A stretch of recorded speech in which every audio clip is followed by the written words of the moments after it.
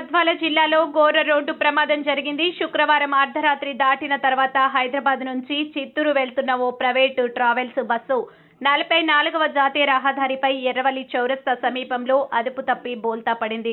దీంతో బస్సులో మంటలు చెలరేగాయి. ఈ ప్రమాదంలో ఓ మహిళ సజీవ దహనమైంది. మంటల్లో చిక్కుకొని మరో 12 మంది తీవ్రంగా గాయపడ్డారు. సమాచారం అందుకున్న పోలీసులు, అగ్నిమాపక సిబ్బంది ఘటనా స్థలానికి చేరుకున్నారు. స్థానికులతో కలిసి సహాయక చర్యలు చేపట్టారు. గాయపడిన వారిని కర్నూలు ప్రభుత్వ దవాఖానకు తరలించారు. బస్సు మియాపూర్ నుంచి చిత్తూరు వెళ్తున్నదని చెప్పారు. ప్రమాద సమయంలో బస్సులో 32 మంది ఉన్నారని తెలిపారు. డ్రైవర్ నిద్ర మత్తు వల్లే ఈ ఘటన జరిగినట్లు ప్రాథమికంగా నిర్ధారించారు. ఈ ఘటనపై కేసు నమోదు చేసి దర్యాప్తు చేపట్టారు.